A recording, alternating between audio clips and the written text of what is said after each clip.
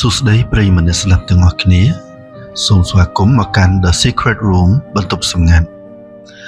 ទីនេះគឺជាកន្លែងដែលប្រមូលផ្ដុំទៅដោយរឿងរ៉ាវពិតជាអាថ៌កំបាំងនិងអារម្មណ៍ដែលមិនអាចថ្លែងប្រាប់អ្នកជុំវិញខ្លួនបានរបស់ប្រិយមិត្តអ្នកស្ដាប់ដែលផ្ញើមកកាន់យើងខ្ញុំនៅទីនេះអត្តសញ្ញាណរបស់អ្នកនឹងត្រូវបានរក្សាការសម្ងាត់ 100% ហើយខ្ញុំនឹងធ្វើជាអ្នកនាំសម្លេងបេះដូងរបស់អ្នកមកចែករំលែកជូនដល់អ្នករាល់គ្នានៅក្នុងបន្ទប់សម្ងាត់និងជួយចែករំលែកទុក្ខនៅក្នុងចិត្តរបស់អ្នក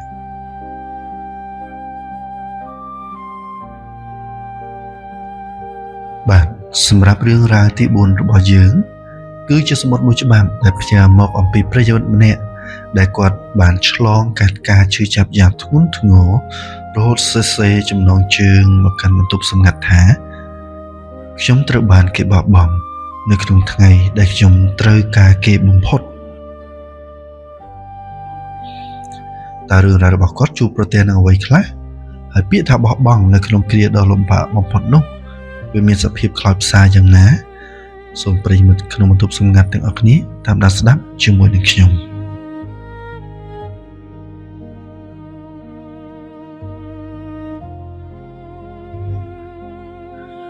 ជម្រាបសួរ admin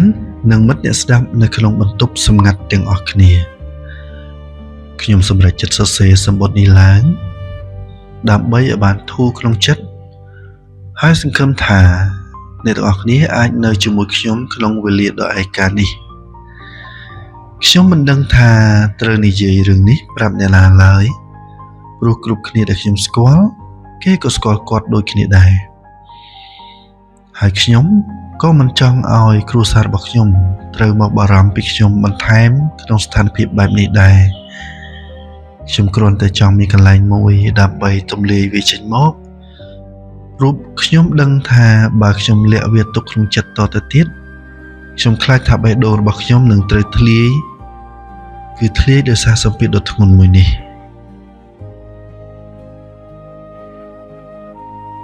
រឿងរ៉ាវដ៏ខ្មៅងងឹតនៅក្នុងជីវិតរបស់ខ្ញុំវាបានកើតឡើងកាលពីប៉ុន្មានខែមុននេះទេខ្ញុំនឹងនុំអ្នកនោះយើងបានស្រឡាញ់គ្នាចាប់ដៃគ្នាអស់រយៈពេល5ឆ្នាំពេញ5ឆ្នាំវាមិនមែនជារយៈពេលខ្លីឡើយ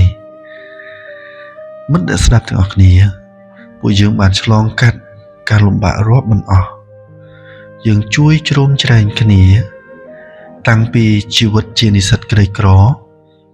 អត់មានលុយសូម្បីតែទិញបាយហូបជុំគ្នាយើងតស៊ូរហូតដល់ពួកយើងរៀនចប់និងមានការងារធ្វើសមរម្យរៀងខ្លួននៅថ្ងៃដែលពួកយើងទទួលបានប្រាក់ខែដំបូងខ្ញុំចាំបានថាយើងបានយំអោបគ្នាហើយគាត់បានខ្សឹបប្រាប់ខ្ញុំថាអរគុណអូនដែលមិនចោលបងក្នុងថ្ងៃដែលបងគ្មានអ្វីសោះតែចាប់ពីថ្ងៃនេះទៅបងសន្យាថាបងនឹងមើលថែអូនមិនឲ្យអូនពិបាកឡើយខ្ញុំតែងតែគិតថាគាត់គឺជាមនុស្សប្រុសតែម្នាក់គត់ដែលខ្ញុំអាចផ្ញើវាសនានិងជីវិតលើគាត់ទាំងស្រុងបានបងប្អូនដឹងទេគាត់គឺជាមនុស្សម្នាក់ដ៏កក់ក្ដៅជាបង្អែកដ៏រឹងមាំហើយគាត់តែងតែសន្យាថានឹងរៀបការជាមួយខ្ញុំ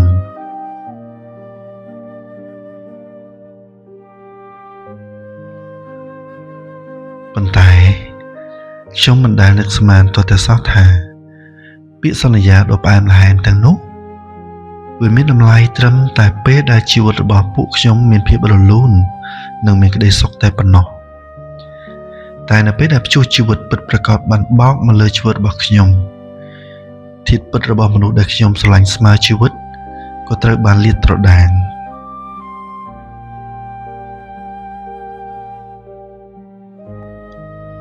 មានថ្ងៃមួយបានចូលមកដល់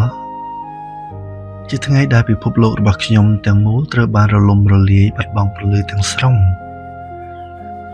ខ្ញុំបានទទួលទូរស័ព្ទមួយពីមន្ទីរពេទ្យ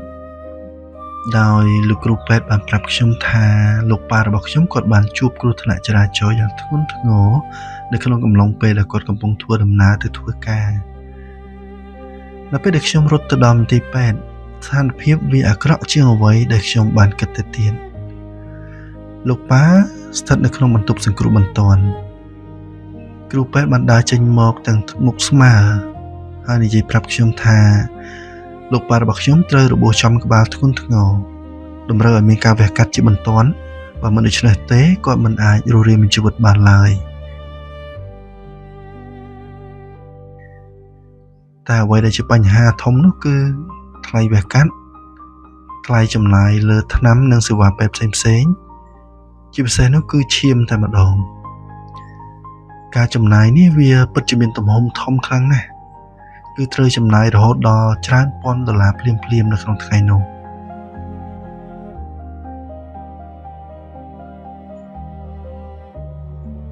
គ្រួសារខ្ញុំគឺជាគ្រួសារធម្មតាមួយ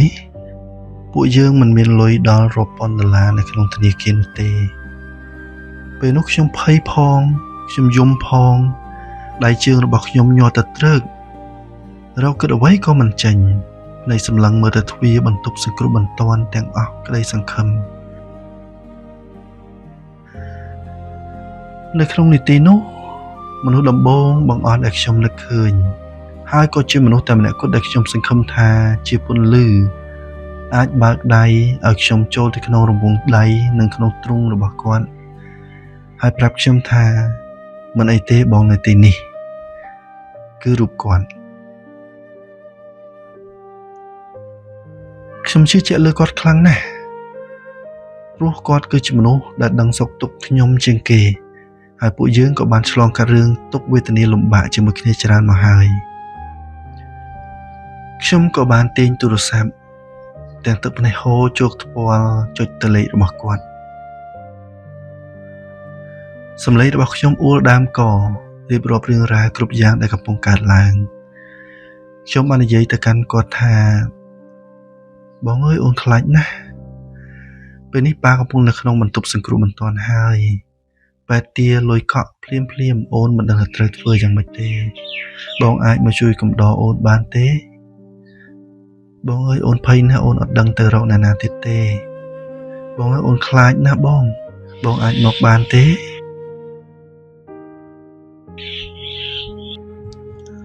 ប៉ុន្តែមិនអ្នកស្រាប់ទាំងអស់គ្នាដឹងទេអ្វីដែលខ្ញុំទទួលបានត្រឡប់មកវិញវាមិនមែនជាពាក្យលួងលោមឬជាពាក្យបង្ហាញការព្រួយបារម្ភឡើយតែវាជាសំឡេងដកដង្ហើមធំដែលខ្ញុំអាចដឹងបានថាតាមលក្ខណៈបែបធុញទ្រាន់ពីទូរស័ព្ទចុងម្ខាងទៀតនិងពាក្យសម្ដីដ៏ត្រជាក់ស្រេបដែលចាក់ទម្លាក់បេះដូងរបស់ខ្ញុំថាបងឯងធ្វើអារម្មណ៍ឲ្យស្ងប់តិចមើលពេលនេះបងកំពុងប្រជុំការងារសំខាន់ហើយរឿងលុយកាក់អស់ហ្នឹងបងមិនដឹងទៅរកជួយណាបានភ្លាមទេបងឯងសាកសួររកបងប្អូនបងឯងសិនទៅគាត់ក៏បិទទូរស័ព្ទដោយមិនទុកឱកាសសូម្បីតែឲ្យខ្ញុំនិយាយសូម្បីតែមួយម៉ាត់ខ្ញុំទន់ជង្គង់អង្គុយលើដីម្នាក់ឯងនៅមុខបន្ទប់សង្គ្រោះបន្ទាន់ខ្ញុំព្យាយាមគិតក្នុងផ្លូវល្អថាគាត់ប្រហែលជាជាប់រវល់ការងារសំខាន់ពិតមែនទើបនិយាយបែបនេះខ្ញុំបានព្យាយាមខលទៅគាត់ច្រើនដងទៀតរហូតដល់ទៅជាង10 ដងប៉ុន្តែអ្វីដែលខ្ញុំទទួលបានគឺការចុចបិទបន្ទាប់ក្រោយមកគាត់ក៏បិទទូរស័ព្ទខ្ញុំខលមិនចូលទៀតខ្ញុំចាំរហូតដល់ទៅ2 ម៉ោង3 ម៉ោង4 ម៉ោងក្រោយមកស្រាប់តែសំឡេងទូរស័ព្ទរបស់ខ្ញុំបានរលឡើងខ្ញុំប្រញាប់មើលទាំងក្តីសង្ឃឹមថាវាអាចជាសារសួរសុខទុក្ខឬអាចជាសារសំឡេងរបស់គាត់ប្រាប់ថាគាត់កំពុងតែមកមន្ទីរពេទ្យប៉ុន្តែខ្ញុំបានទទួលសារខ្លីមួយជាសារដែលមានឥទ្ធិពលបំផ្លាញជីវិតខ្ញុំទាំងរស់ក្នុងវេលានេះគាត់បានសរសេរថាយើងបែកគ្នាទៅ បងគិតថាយើងដើរផ្លូវរៀងខ្លួនល្អជាងគ្រួសារអូនពេលនេះមានរឿងស្មុគស្មាញច្រើនពេកហើយទាំងរឿងលុយកាក់ទាំងរឿងជំងឺឪពុកអូនបងមិនចង់ទៅរ៉ាប់រងទទួលបន្ទុកជាមួយអូនទេបងគិតថាពួកយើងនៅក្មេងពួកយើងអាចរកអ្នកល្អជាងគ្នាទៅវិញទៅមកបានបងពិតជាគ្មានលទ្ធភាពឬសមត្ថភាពរែកពុនបន្ទុកដ៏ធ្ងន់ជាមួយអូនទេឲ្យបងសុំទោស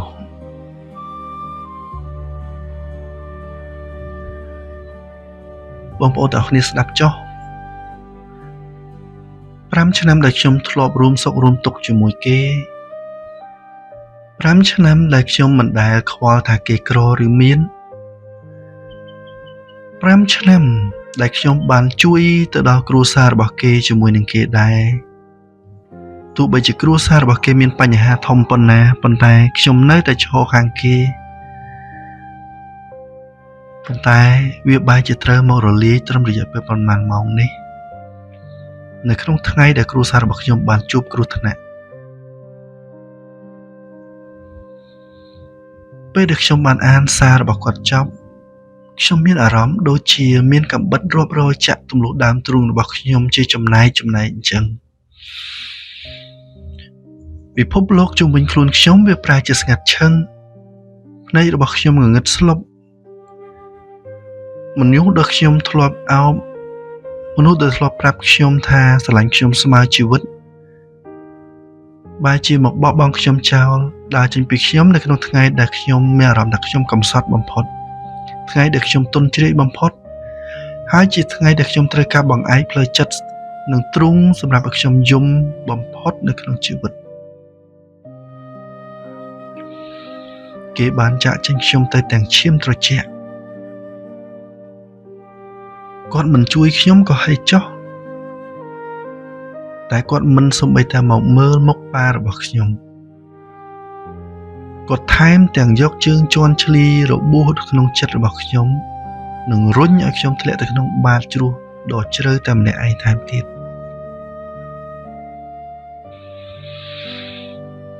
ខ្ញុំត្រូវ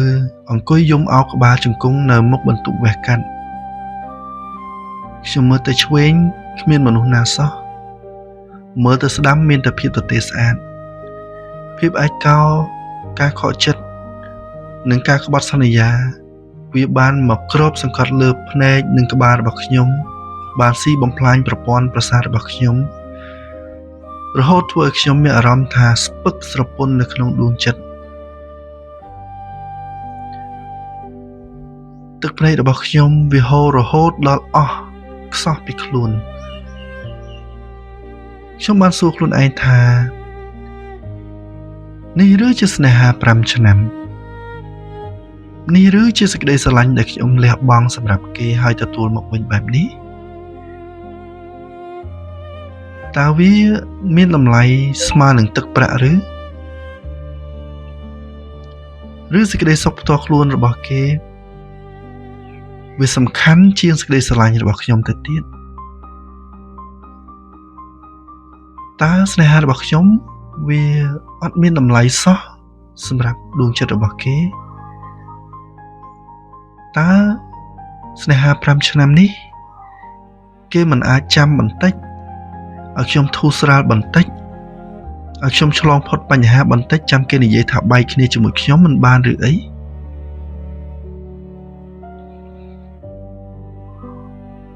ខ្ញុំមានអារម្មណ៍ថាស្នេហា5ឆ្នាំនេះវាមិនដែលមានតម្លៃទាល់តែសោះនៅក្នុងដួងចិត្តរបស់គេ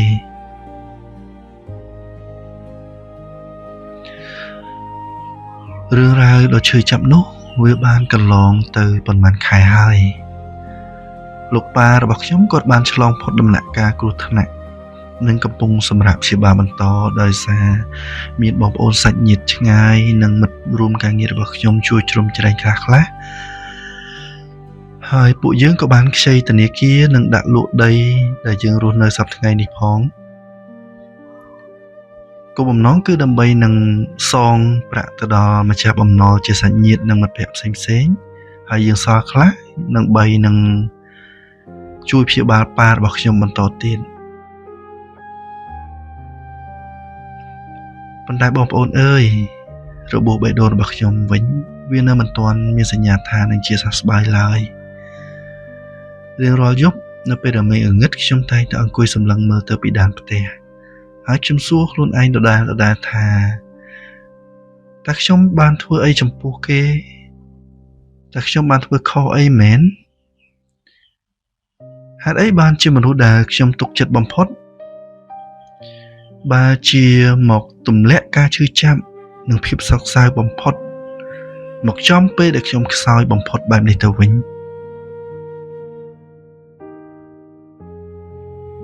ខ្ញុំសរសេរសម្បត្តិនេះមកកាន់ admin មិនមែនដើម្បីចង់ឲ្យគេត្រឡប់មកវិញឬចង់បើកឱកាសសងសឹករឿងរបស់ខ្ញុំចំពោះគេទេខ្ញុំគ្រាន់តែចង់ដាស់តឿនទៅដល់មិត្តអ្នកស្ដាប់ទាំងអស់គ្នាជាពិសេសអ្នកដែលមានស្នេហាសូមកុំវាយតម្លៃក្តីស្រឡាញ់របស់មនុស្សម្នាក់ត្រឹមតែថ្ងៃដែលយើងទាំងពីរនាក់មានក្តីសុខជាថ្ងៃដែលមានស្រឡះជាថ្ងៃដែលយើងមានស្នាមញញឹមជាមួយគ្នាអីយើងត្រូវមើលថាតើគេហ៊ានកាន់ដៃយើងទេគេអាចឆ្លងឧបសគ្គជាមួយយើងទេគេព្រមឈរក្បែរយើងនៅក្នុងថ្ងៃដែលមេឃងងឹតមានព្យុះភ្លៀងបក់ខ្លាំងនៅក្នុងជីវិតរបស់យើងឬទេខ្ញុំនឹងព្យាយាមរឹងមាំឡើងវិញដើម្បីលោកប៉ានិងគ្រួសាររបស់ខ្ញុំបើទោះបីជាការបោះបង់ដ៏ឈាមត្រជាក់មួយនោះវាបានសម្លាប់ព្រលឹងនៃក្តីស្រឡាញ់របស់ខ្ញុំទាំងរស់តាំងពីថ្ងៃនោះមកហើយក្តីប៉ុន្តែខ្ញុំនឹងរឹងមាំហើយខ្ញុំដើរបន្តនៅក្នុងជីវិតរបស់ខ្ញុំបន្ថែមទៀតសូមអរគុណ admin យ៉ាងខ្លាំងដែលបានចំណាយពេលអានសម្បត្តិរបស់ខ្ញុំមួយច្បាប់នេះអរគុណដល់ប្រិយមិត្តអ្នកស្ដាប់នៅក្នុងបន្ទប់សម្ងាត់ទាំងអស់គ្នាដែលបានស្ដាប់រឿងរ៉ាវរបស់ខ្ញុំ